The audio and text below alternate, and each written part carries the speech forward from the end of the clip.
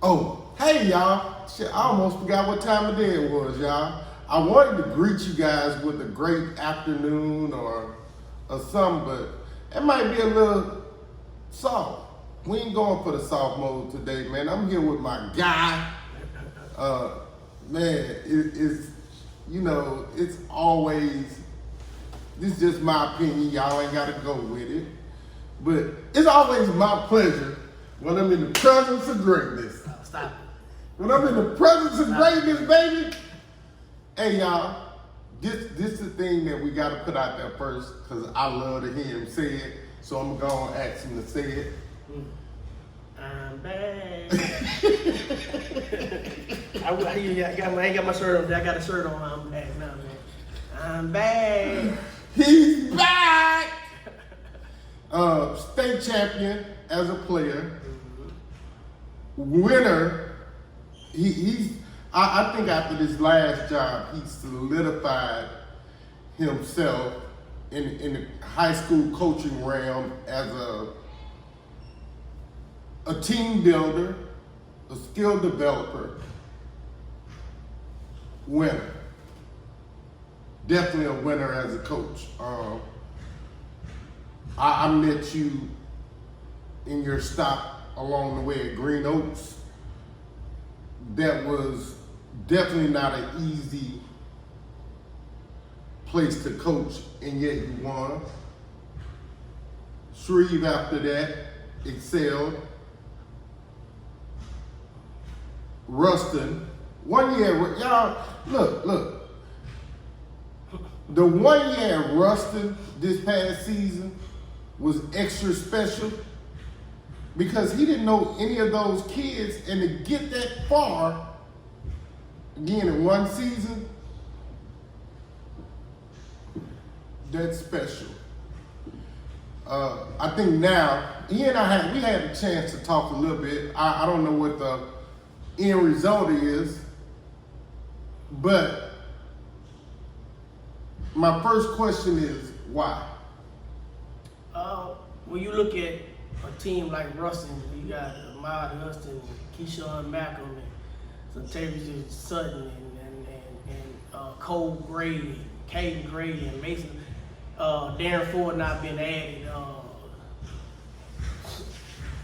People would think I'm crazy to leave a championship program like that and to come down to a rebuilding situation. But last season taught me a lot, and it just got louder. For the past, you get criticized. You got to have thick skin in this game. Right. So you listen to the public, you listen to the media, you listen to social media, and you get criticized a lot, which is no problem for me. I'm good at it. Social media, I even have a little fun. I go back and forth on social media myself. They have a little fun with it, but you get criticized for giving your all to kids. You pouring your heart out to these kids, you feeding these kids, you taking them home. You don't get an extra stipend for that. No. Your stipend is just for what you do in basketball, the counseling, the late night calls, the early morning calls, the dog dying, and the first person they call is the coach. A lot of times, you're extension. You never want to try to take the parents' place, but you're an extension of their household, or extension of their parent. And the criticism you get from doing your job and doing the best that you can, not even the parents not knowing the full situation, and you can't tell other people's business. That's right. So I was like, man, I'm putting all this in for somebody else's kid. It's a golden opportunity for me to take this Port Allen job, and next year I get to coach my own kid. So I got a 13-year-old daughter that's in Port Allen Middle School now, and next year she'll be in high school, and that'll be my opportunity to coach her. And if somebody criticizes me to be her own mom, so my wife, so I can let that roll down my sleeve a little bit better than always coaching somebody else's kids and get criticized. I'm gonna pour into my own kids some and spend the late nights. I can be with my baby when she wake up, and I put my arm around her when she have a bad game, and we just take the criticism. I just want to coach my own baby, and instead of putting time in everybody else's kids, man, put time in my own kids too. Well, I want to say this for Miss Deans. She is no pushover. She don't play no games. And if the rubber and the road happen to meet, she want all the smoke. I ain't telling you what somebody told me. I'm a witness. Congratulations. I understand exactly everything that you just said. I'm in the situation now. I'm in that very situation right now. I travel this beautiful state, travel to Florida, Mississippi, Georgia, and do so much for other people's children, which this is what we signed up for. Yeah, that's right. But at the end of the day, you still want, I think my daughter pretty half decent. How much your baby? Yeah. Probably no, more than half decent. Yeah, more than half decent. Man, I can't say that. Well, you should. You tell the truth, shame the devil. Well, again, if I say it, they say I'm only saying it because it's my child. If the cap fit win.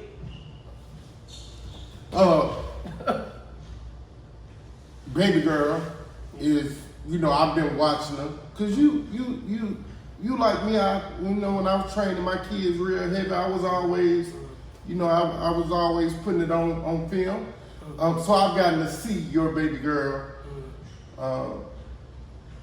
What do you think about her progression? Well, first I want to give a shout out to Coach Houston, Thaddeus Houston at Cabin Trees, aka, not aka, Cabin Trees, as well as Uri Drive Middle School. He's been putting a lot of work into my daughter. He's been training her more than I have, and easy skills and drill with Coach Wilford. They've been training her and working out with her more than I have, and what's in her, I gave it my DNA, but they've been working on the basketball court, and they have done a phenomenal job with her. She played for Coach Houston at Uri Drive. She trained at easy skills and drills and they've been doing, like I say, a heck of a job with her, man. And I watched her progression, and I just think that right now in high school, that what God given me, I can give to her and take her to the next level. Absolutely. And I think it could be special. Oh, you know what? Hey, y'all, time out. We don't come back to basketball. I be trying to do a little research, a little homework. I talked to one or two people. People think you're a little cuckoo about sports, but we need to address this animal in the room right now. Okay. Word is you teach calculus. Nah. I've been teaching geometry and algebra 1, algebra 2, and algebra 3 the last couple of years. Calculus, I hope they don't give it to me, but if they ask me, I will teach it. But the word I got was the same fanatic you are about basketball is the same way you are in the classroom as a teacher teaching math. That's a core subject that most teachers run from. Well, no, I got into this thing. I was a teacher first. Before I even coached one game of basketball, I got hired on at Parksy Elementary / middle school to teach 7th to 8th grade math. And I got out of the Army because when Common Core first came about, a lot of kids were struggling, and I was mentoring the kids and teaching the kids on the Army base in Fort Pope / Fort Johnson now. And a light bulb popped on that I could do this full time, man. So I got hired on. Miss Page hired me on the Nagin Parish School Board.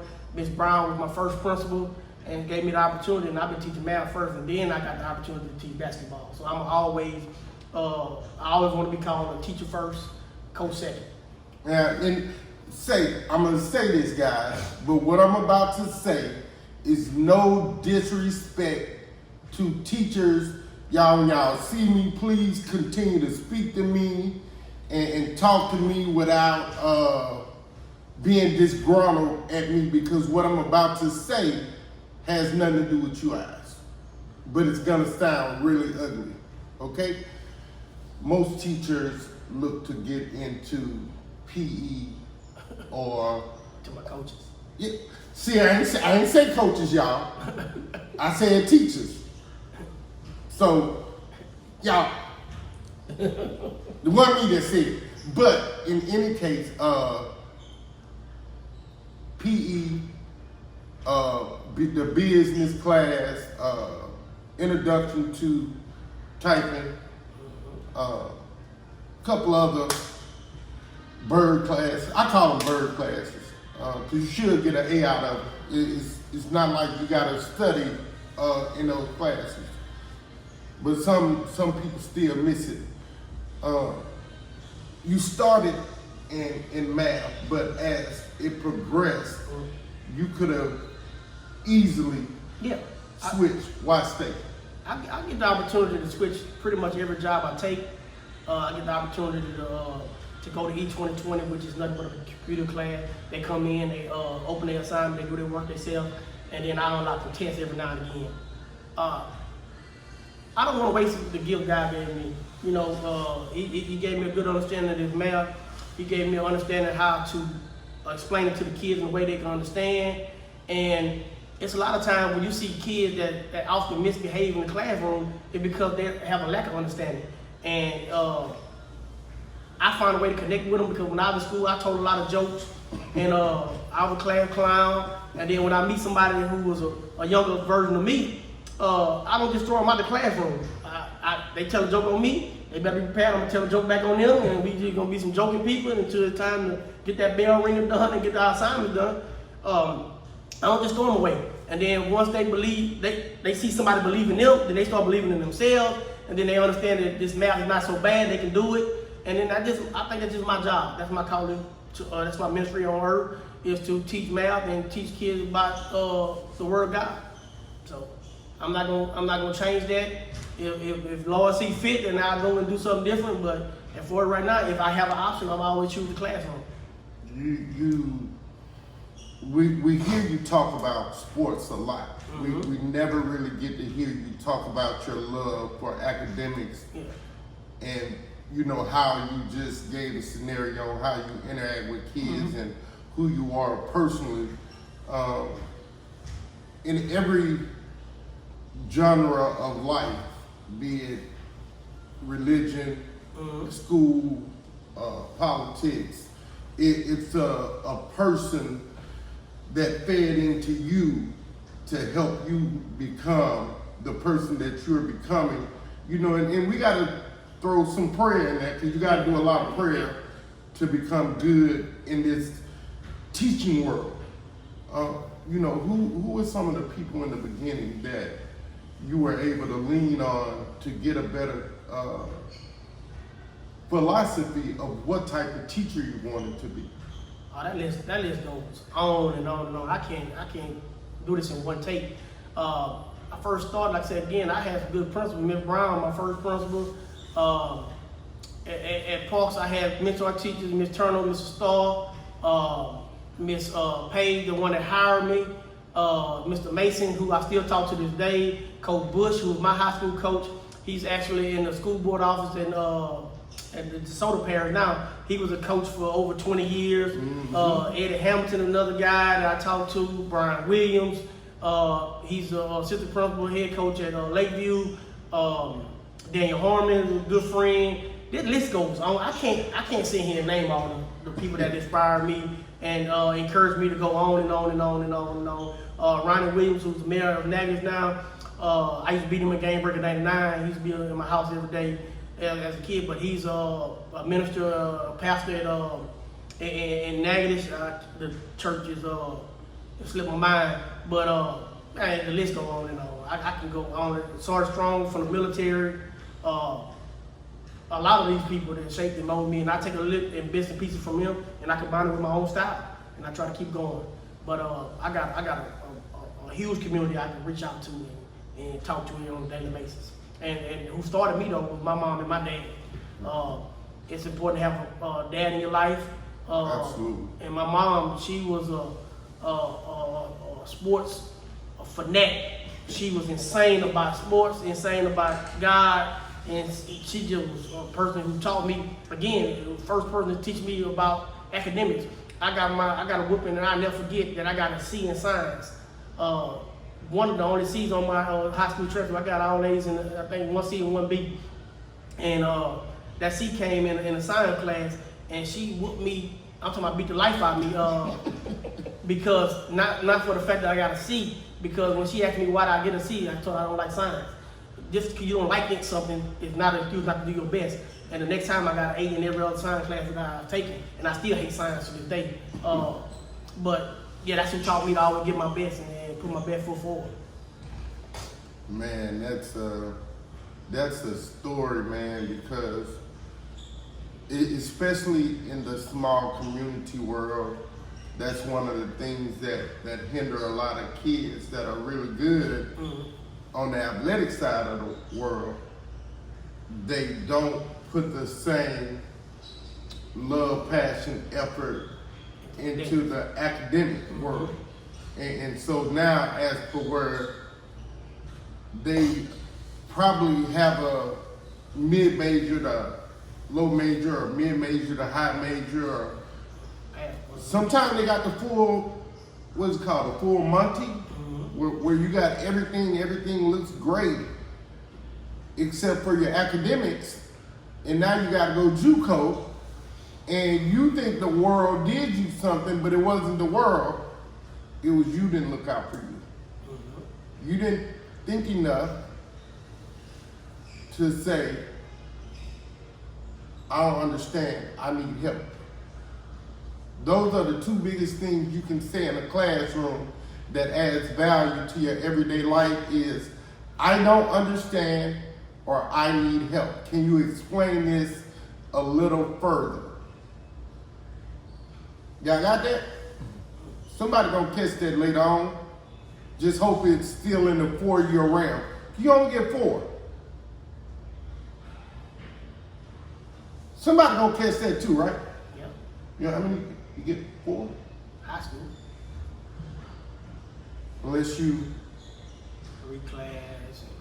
But even in reclassing, you gotta have the age.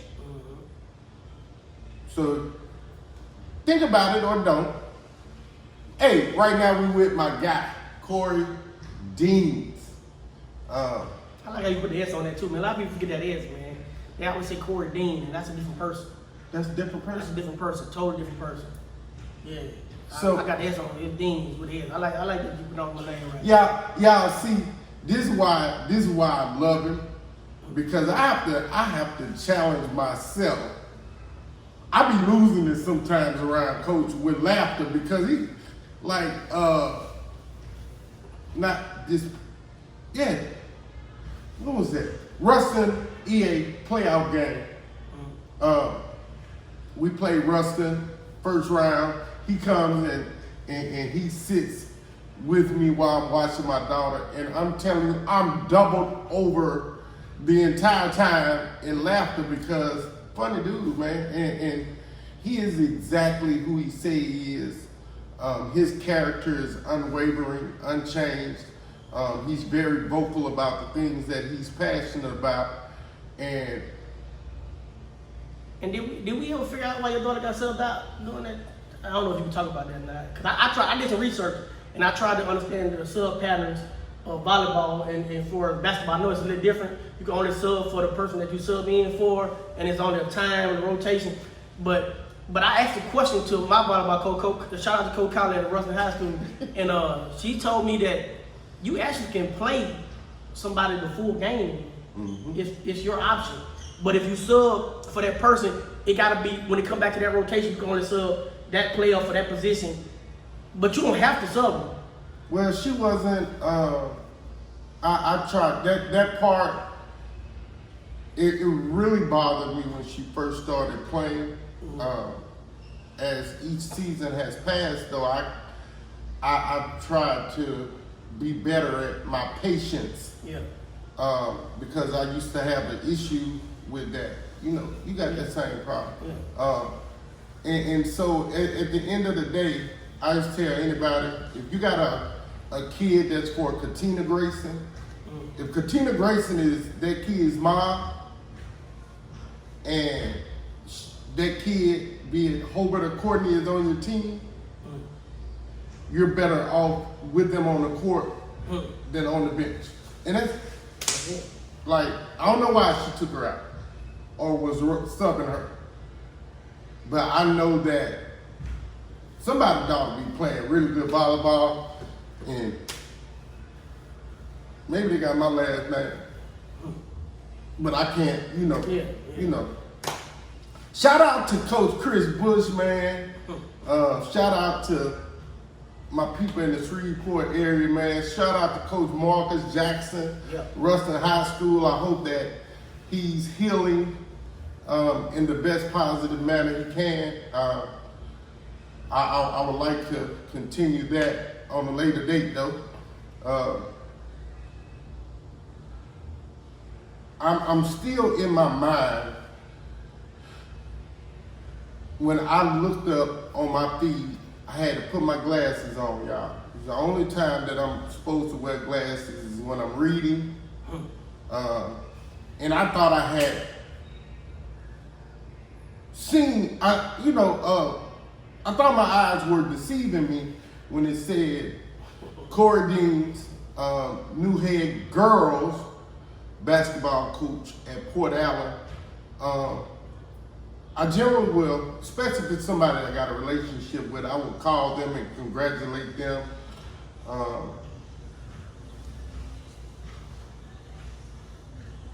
I did not understand how a Northwest Louisiana guy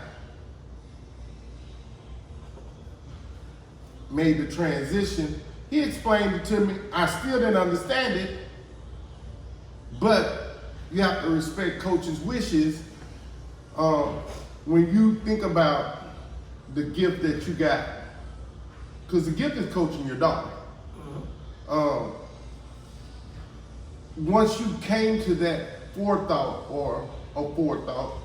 of this is what you have put, the situation you put yourself in, what did the starting of planning to build success look like from the angle of now coaching girls where your entirety of your coaching life was boys? Well, I can't say that. I work at Camp Street with Coach Green, and a lot of times Coach Green, he was the only faculty coach on campus, and a lot of times I got his girls when he had something to do, and I would start his girl practicing with his girls. And same thing happened at Ruston High School with Coach Cooper, both Coach Cooper, male and female. I work a lot with their girls and develop a relationship with their girls. And I also have 3 daughters and taught them and trained them in every aspect of life. So working with girls is not totally different. It just the aspect is that I'm not going to be as tough as I know when the boys going to hate that. I'm not going to be as tough as on my girls as I was on my guys. So just a different level of basketball. But the game of basketball doesn't change. First thing I need to do, I need to talk to every girl at Port Allen, West Baton Rouge area, and I need to get them to come out and play. And we're gonna work the fundamentals. And then once I get the fundamentals, we're gonna work that defense. We're gonna work defense. We're gonna work defense, and then we're gonna work defense some more. We're gonna get them conditioned, and then I'm gonna teach some more fundamentals and some more fundamentals and some more fundamentals. And we're gonna get out and compete. And then we're gonna let the chips fall where they may. All right. I hope I'm calling this by its right name. I'd like you to explain it a little bit to us. I think I saw gator bait. Gator bait? Yeah. I don't know what that is. I saw on a vid you had posted, it was something directed towards building skill set fundamentals.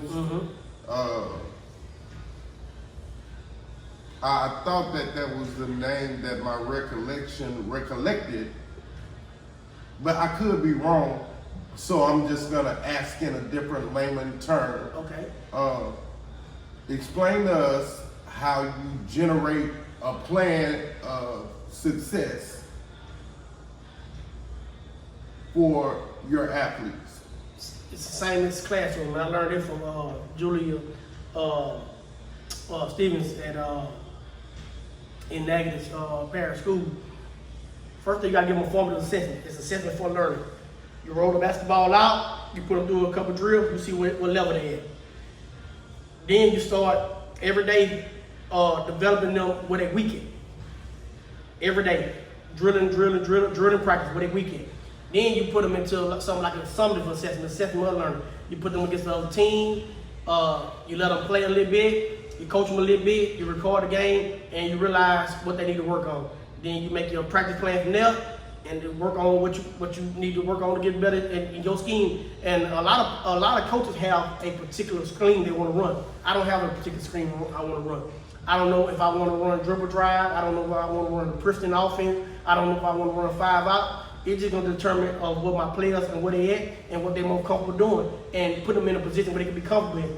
But one thing will never change: conditioning and fundamentals and defense. We're gonna do them 3 things every day, all day, every practice, regardless. But the offense is gonna determine itself.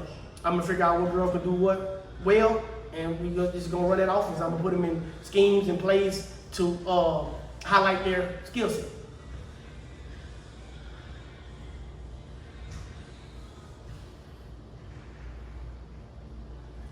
I heard you say everything but the thing that it takes to win. What's that? At some point, someone has to be able to score the basketball. You can stop somebody from scoring. Because I heard a super emphasis on the word defense.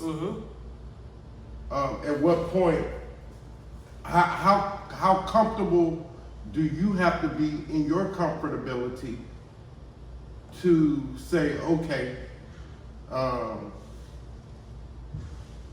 comfortable with everything we're doing. Now we can focus on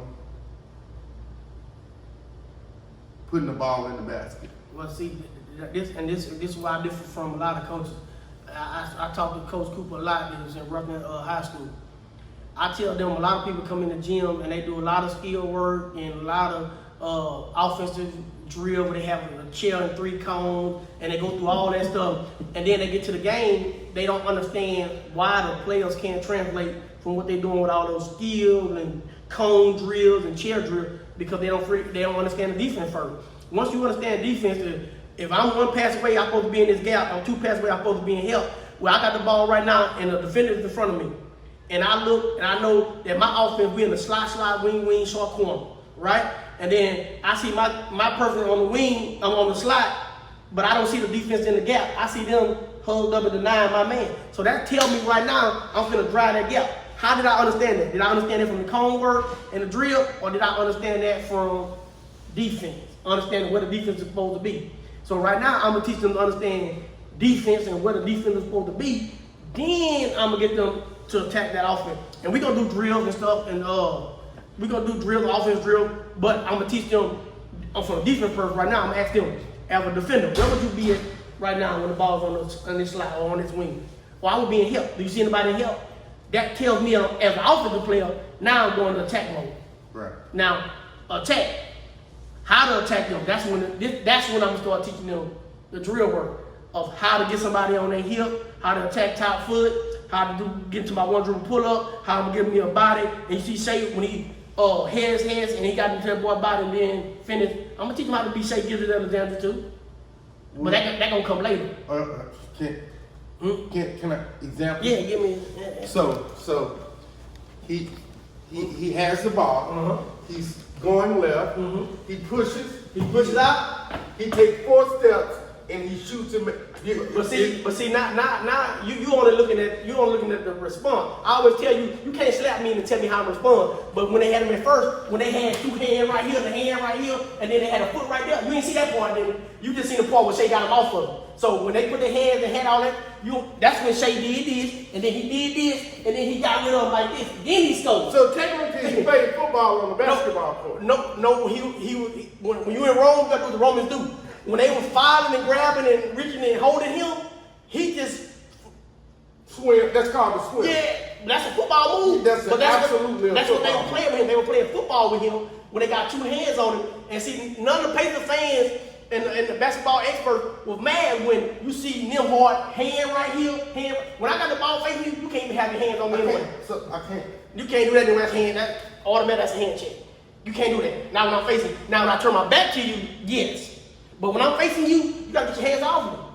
But if you want to allow them to put their hands on me, then you're gonna have to allow me to do what I do. And then I'm gonna, yeah. But and the rule states, as long as I don't extend, then that's offensive foul. But if I hit you right here and I don't extend, then I didn't gain an advantage.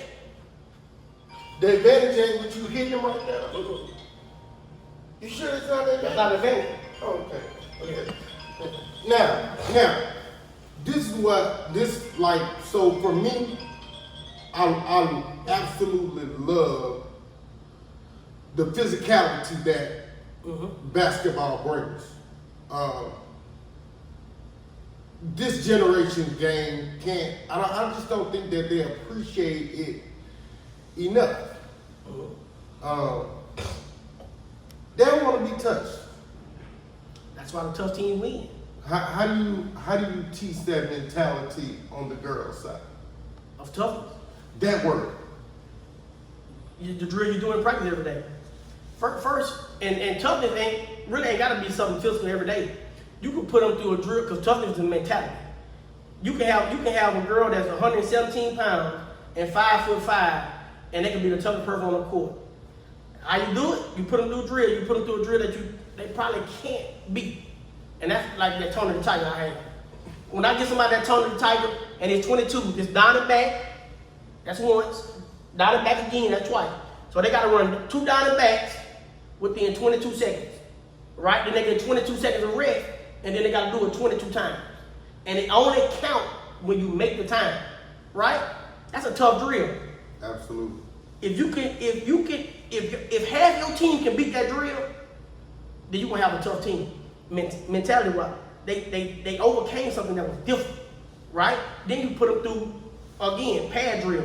When they finish. Every time they finish, you hit them with that pad, make them do contact. Then you put them through the rebound. A lot of people don't teach box out no more. So right. You can do box out drill where you can't get off the court till you get 3 stops. And the stops is you blocking out somebody bigger than you. You take your point guard, make them box out for fours and centers. And they don't get off the court till they get them 3 rebounds. Then you put them through another drill. You do one-on-one from the top of the key. You gotta get 3 stops when you get off. And if you get scored on, then your stops start over. Not 3 stops period, 3 stops in a row. All right. Build that mentality. Every single day, you gotta build that mentality. Man, I like that Tony the Tiger drill, man. I really like it. Nobody in my program like it. I don't believe that, man. I don't believe that, man. If I say Tony the Tiger right now, somebody might hit and they sleep or they live, and hear Tony the Tiger get up, man, and start panicking.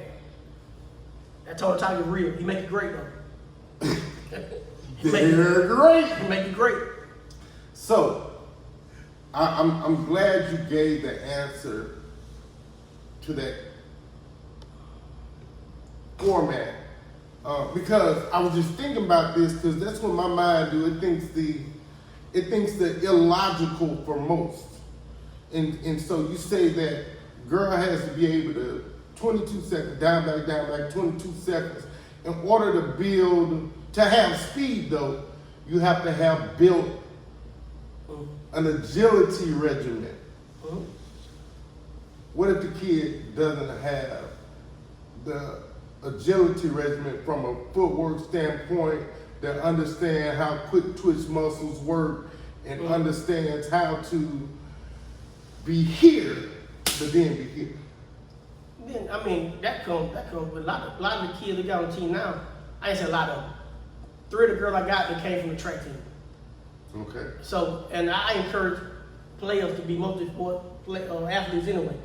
On the track, when I say do A skips, no girl understand what A skips is. When I say do B skips, C skips, they understand what that means. So that comes from their track coach and their track team. And I am, and Anna Forrest, if you listening, Coach Forrest, they know Rudy Forrest, if you listening, and Coach Van Williams too down there in Alabama. If y'all listening, man, I'm gonna pay y'all to come down here one day and we're gonna go through some of them drills with the team to get them to that level.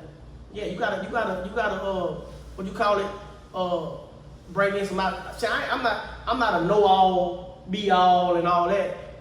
I don't have a problem coming in and get somebody a little bit more smart than me in some areas and come help me with my program. No. I'm a firm believer in that. I always try to hire somebody that's smarter than me and better than me. Yeah, I'm not intimidated by that. Well, that's what they say the rule is in life. If you're the smartest person in the room, into another room. You need to change rooms. Yeah. That's why I keep people that are smarter than me around me. Cause all I do is brag and talk trash to them. And you don't want to be, you don't want me to be the smartest dude in the room. I promise you, you'll never live it down. My sister told me that a long time ago. She said, if you get any smarter, I'm gonna have to go back to school. Cause she already know I'm gonna talk trash. That's who I am. Yeah. I talk trash. I talk trash and compete against my own kids. It makes me a horrible father, I think. That just ain't. I put a post on there not too long ago, man. I wish I knew how to be the player friend and tell them that 6 defensive mistakes and tell them it's okay. You gonna get a stop on the 7-1. I know how to pat them on the back after you lose by 30 and say it's not about. I got a cue last year. A player told me, Coach Dean, you don't care about us. All you care about is winning. And I was like, man, look at this. How many people you know that have fun losing? Huh? How many people you know that having fun? They losing every game and they just having fun. I don't know nobody that like losing. No? Well, if they do, don't put them around me because I don't want to be around them. That may rub off on them. I don't like to lose, and if I lose, I always tell my players this. I don't have a problem with losing. If you gave me everything that you had, and you did everything that you were supposed to do, and you left everything out on that court, that rectangle out there, if you left everything out, then take my hat off, shake the other team's hand, they just better than me that night. Now the next time, just because you beat me that night don't mean you're going to be having the next time. I'm going to have something different for you. But that night, I shake your hand, you just better than me. But if you just going to lay down every time and say it's just about having fun, don't be around me. You don't have the same mindset. We not come from the same cloth. We're not the same people. You're not gonna like me because if liking me is no gray area with me. The people that's around me either they like me or they hate me. Right. If nobody who halfway fool with me, Right. They either love me or they hate me.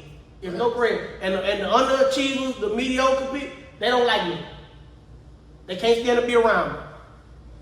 They hate the ground I walk on. They hate every word that come out of my mouth. And I don't have a problem with it. Because me and you are not the same anyway. Right, right.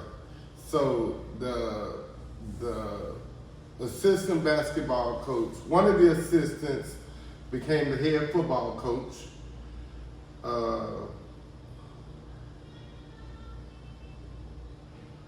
They had 3 total, I believe. I could, things change sometimes without my knowledge. I don't know I know everything, but I don't know everything, y'all. Y'all catch that later too.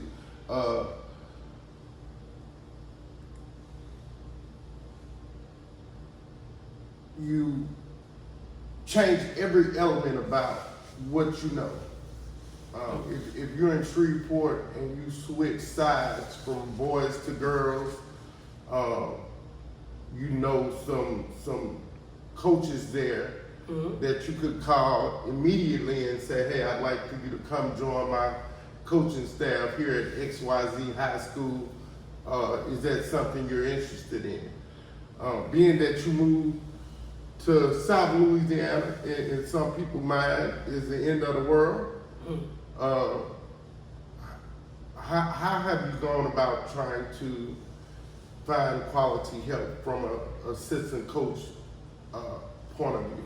Well, I hired my wife and my daughter to be my 2 assistant coaches. I didn't look for the best help, and I believe a head coach job is to train assistant coaches anyway. Absolutely. If you can come in and come to practice every day on time, by the time you leave me in a year or 2, you probably be ready to be a head coach.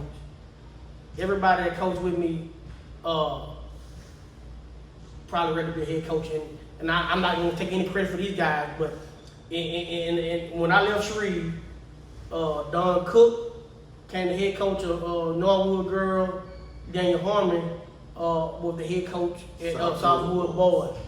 And those were the 2 coaches on my staff. Now again, I'm not taking any credit for it because they had other coaches, but I guarantee you, in their program, they used a lot of the stuff that we did at Shreve when we were together. Man, shout out Don Cook, go and win district first year. in his first year at Norwood High School. We're gonna have to get him on, man. Yeah. He's not a talker though. Not a public talker. He can run his mouth, with the best of them in a private conversation. So you hired your wife a teacher, right? No, she's not. She's a property manager. Oh, okay. Mm-hmm. Teach people how to manage their property. Mm-hmm. Yeah, get them rent paid. Scheduling. I've already scheduled. We have about 26 to 27 games.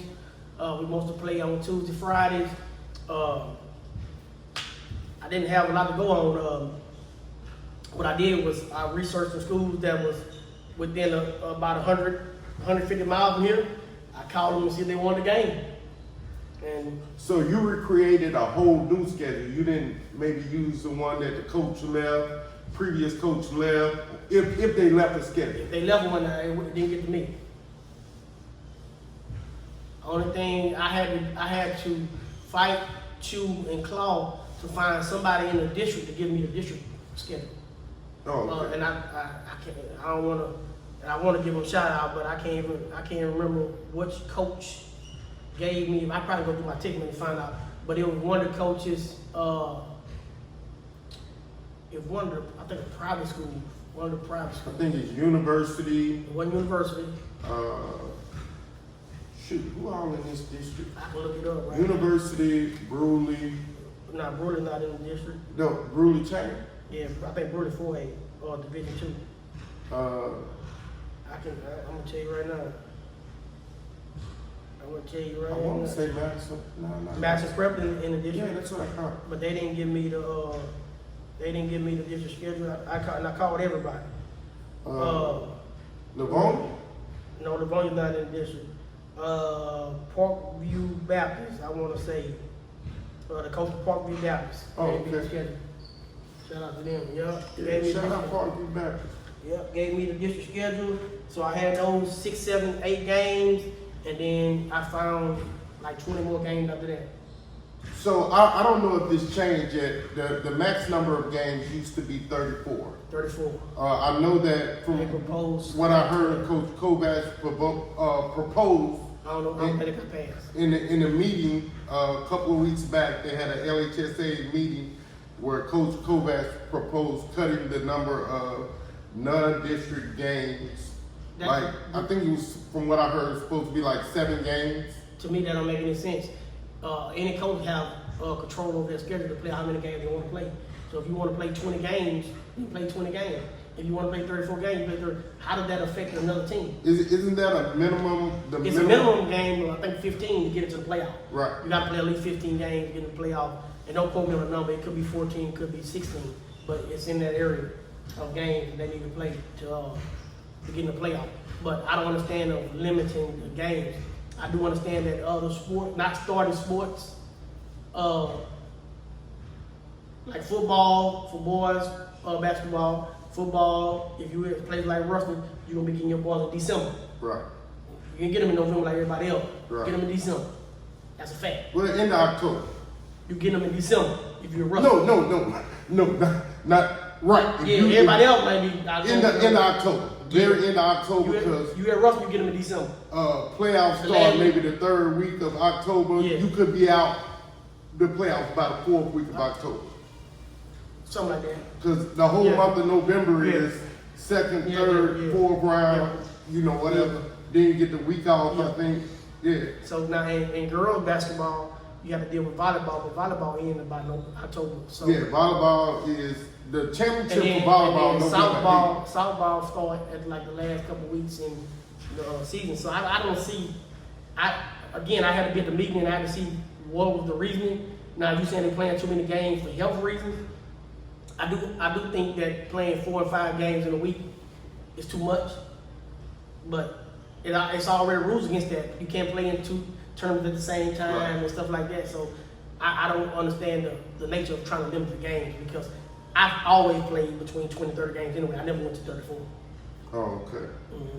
So I think you said you were at 26, 27. Are you looking to add? No No more games. more games. I didn't want. I was fine with about 20, 22, 25 games. Why not 34? You playing too many games. I think we need more practice and we need more game than game play. I don't think you get better by playing games. I think you get better by practicing. I think the most total number I've ever seen was 41. Yeah, that's in Class B and Class C. They play those many games. They don't have football. Yeah. I know if you. I didn't catch it, but yeah, 41. We played 41 games, and I was in high school. I think we won 41 of them. Yeah. But that's not the most games though. Yeah, But the record be like 41-4, 41-5. Yeah. But 41 is the number. Yeah, 41 is For most, Yeah. for a team that play a lot. yeah. You don't like to play a lot. And see, if you look at that 41, so you subtract 5 from that, what is that? 36. Yeah, so we didn't have a 36 game in the 5 playoff game. And see, right now, you get a first round bye. I don't like that. That first round bye stuff. I thought that was a good thing. That's why they did it. That's not a good thing. If you have 32 teams in each division, why not let 32 teams make the playoffs and everybody play 5 games? What's the bias for? You don't want my opinion on that, so I'm skip that. You do not want me to talk about that. A lot of coaches that have the bias want to play that first week because rhythm. And so now what you got to do is find an exhibition game to find somebody who also has a bye who willing to play. Then you're gonna play that game and you pick somebody tough and physical. Like I would never play Niagara Central in an exhibition game. Again? Cause it sounds like you played them once. I never played them. I never play them in an exhibition game, and I never will. Before the playoffs started, we had to play them twice in district every year, and man, the game was brutal. It was brutal. It was more like physicality. Yeah, it was brutal. If you wasn't physical, you wasn't gonna spy that game.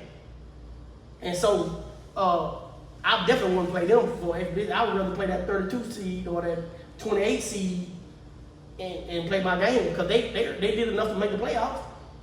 If we got more than 32 teams should make it in each division. I agree with you. Yeah, should.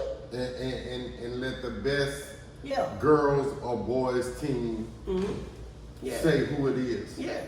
But making it to the 3rd round. Yeah, you even got 2 byes. Come on, man. Making it to the 3rd round, man, in football and I'm be quiet though. I'm be quiet. Yeah. I'm already not liked, so I don't wanna further dig myself into a deeper hole. Change that, please, LHSA. Change that, please. More than me begging for y'all to change that format. Participation trophies. I can't say participation. I ain't mean that. I ain't mean that. I can't say that because now we're gonna take it away. You gonna punish somebody for playing the game that was put in front of them. No, they didn't choose this. They just played the game that was in front of them and they won it. So I can't say participation. I'm talking about from the playoff perspective. That's what I'm talking about. Oh, okay. I can't say that. Man, I'm super excited, bro. Yeah. Cause I know, like at the end of the day, like Corey Deans, don't like Corey Deans. In the middle of the fence about Corey Deans. Ain't nobody in the middle of the fence. They gonna like me or they hate me. Ain't nobody. Well, I just had to put that out there as an option. No gray area. Yeah, but at the end of the day, the primary thing that in the years that I've known you, the primary thing you've done is win and be happy about winning. More being happy about winning. Well, I'm more happy. I got kids in the area. I just told my wife I'm gonna reach out to them. Jack Johnson and Guy Hargan and Corey Coleman. They are in this area right now. They go to LSU and Southern. I'm gonna reach out to them guys. When them guys, Caitlin Victor, who just graduated college in I believe engineering, she got a master. She just said master. And she was my best math student I had. And that's what gives me joy. It's not about the winning because what Guy texts me, Harden, what he texts me is that I taught him more about life than basketball. It wasn't just about basketball. If you can work hard in life, right, and be consistent, then you can be successful in anything you want to do. And he got the message. It wasn't about the 22. It wasn't about the Tony the Tiger. Yeah. That was Tony the Tiger was never the message. Yeah. If something difficult presents itself in front of you, how you gonna attack it? Head on. Head on. Direct. And I ain't gonna quit. That's what because it's not gonna kill you. That's what I teach in that because that's what I feel like you gonna die, but for 22 seconds it's over. Right. 22 seconds it's over. And I definitely tell my own kids this and have been telling them this for a long time, but I also tell other kids that I've had the pleasure of training and or coaching that it doesn't matter what your coach gives you to do. Mm-hmm. If you do it the right way the first time, every time, mm-hmm. He's gonna get tired of seeing you doing it correctly. Mm-hmm. And he'll give you a new task. And that always, it makes him feel better as a coach as well. I need to ask you a favor. Go ahead. It's another coach mm-hmm. somewhere, not just here in the state of Louisiana, but somewhere that is debating whether they should stick it with boys, stick it with girls, mm-hmm. but they have a child that's coming up, but they might not be as courageous and mentally tough as you are to say, man, I'm gonna coach my own child. I need to coach my own child to make sure that they're getting the very best of what's needed for their journey. It's hard for me to encourage somebody like that because you got to realize too. And my wife told me this, and just reassure what I already felt like, and this is my opinion. Okay. A lot of times, I can't encourage somebody to do something like this because you might get exposed. Can you really coach? Last year they said we won because we got a lot of talent. I agree. We have talent. We have talent. And they say anybody could have came in and did the job I done. That's neither here nor there. Maybe, I don't know. I don't think so, but yeah. So then they say, well, you only won at 3 because you had a lot of talent. And then I go back and look at the history books.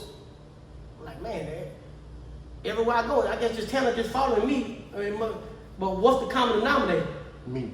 I don't know. I just go back and look and try to see. But see, I left Ruston with knowing, well, I didn't say knowing. I heard rumors that Mr. Ford was coming. And I'm having an opportunity to play against this kid twice as a freshman. He was one of the best I ever seen. Mm. Him joining what I knew. See, a lot of people, they was excited about Ahmad, Keyshawn, and him playing with those two. They were like, man, but I knew that Cole and Bill and Caden and Mason and Jackson, I knew the boys were returning too. Right. And those boys were a lot better than people know because they didn't get an opportunity to play because they were playing behind somebody else last year. Right. I knew those guys was coming. Right. I knew those guys was already there. And so, me leaving Ruston and going to Fort Allen, where I knew it was a rebuild, well, they told me I don't have before returning players, and none of them played last year. I knew that coming in. That was up front. But I can also remember being in Nagler Junior High where we won 3 games. The first year I got there, we won 3 games. And then I was assistant coach, and then the head coach left. The next year, with those same players, we only lost 3 games. Right. I guess the talent just came again. Went to Southwood, me and Coach Hamilton. First year quarters. Going to Green Oaks. We had a kid that passed, but we won first home playoff game first year. Went to Abbeville to put up a fight without our best player, and I guess the talent just came. Everywhere I go, like that talent just keep. There's no talent before I get there, and then when I get there, all the talent just start coming. That's what people want you to believe. So I'm not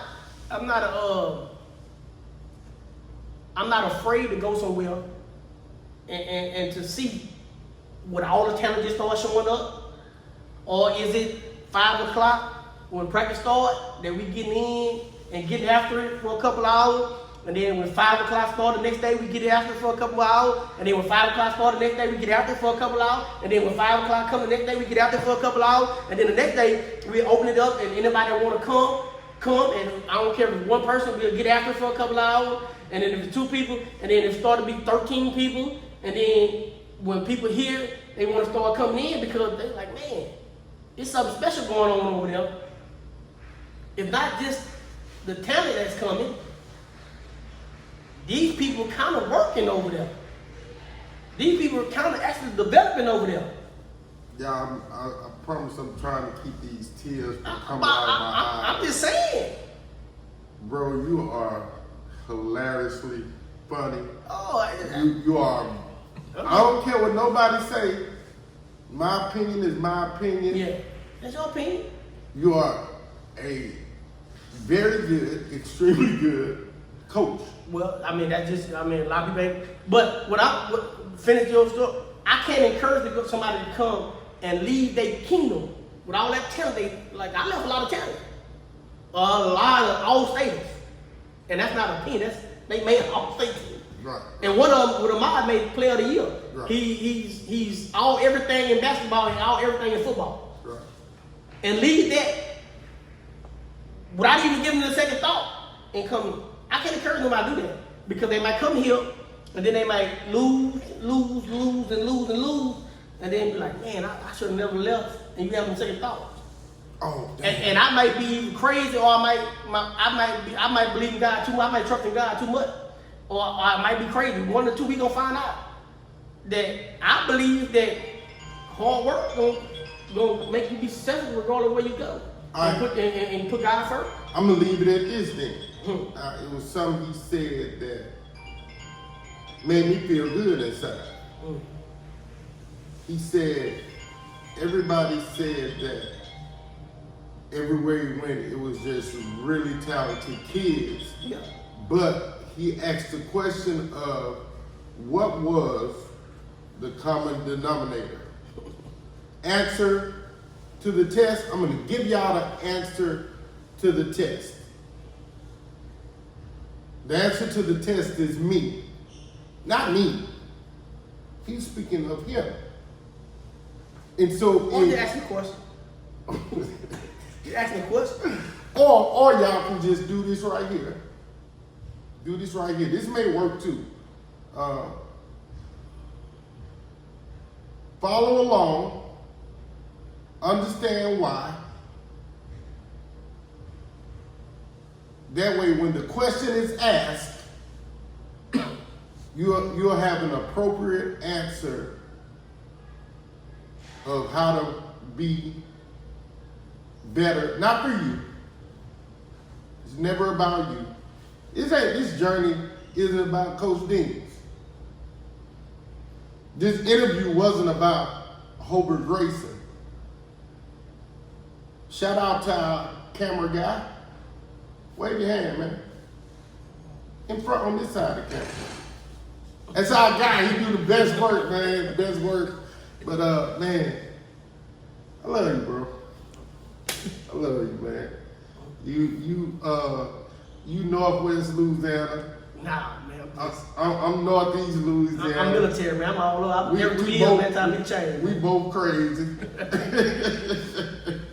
I love this journey, man. I'm telling you, I wish that God would have gave me this 30 years ago. That's how much I enjoy this. Hey, y'all know what it is, man. As always, thank you guys, man. Thank you, Coach Deans. Thank you, God dog it, I can't even think of his name. Thank you to Port Island Boys basketball coach. Coach Webb. Coach Yeah. Wayne Webb. Yeah. We in the locker room. Thank you, Coach Webb. Thank you to the new principal here at Port Allen. Corey Williams. To the new athletic director. Coach Antoine, head football. Yeah, he's the new athletic director, head football coach. Beautiful things are continuing to happen here at Port Allen. Don't miss the bus, man. If you got a chance, go check out Port Allen Athletics. They're doing great things over here. Shout out, man. Well, I just want to thank Coach Jackson, the old principal that was here. He's the reason that one of the big reason I'm here, man. Me and him had a conversation for 2 years, and we talked about making this thing great, building up the girls program, the boys program was already at Mount Rushmore, was already at Mountain Top, and we want to do the same thing for the girls. So unfortunately, I didn't get a chance to work with him. Don't really know the situation on that, but he was the reason I got here. He talked and we collaborated on how we're gonna get this thing together, and hopefully I can still do my part. And if we win and be successful, I gotta give him a shout out too, because he was the reason I'm even down here, man. Right. Hey, shout out Mr. Jackson. I had the pleasure of knowing him for the entirety of his principal stewardship here. Great dude in my estimation. I don't care what nobody else think about it. Hey, y'all know what it is though, man. Remember, get off the bench, get into the game.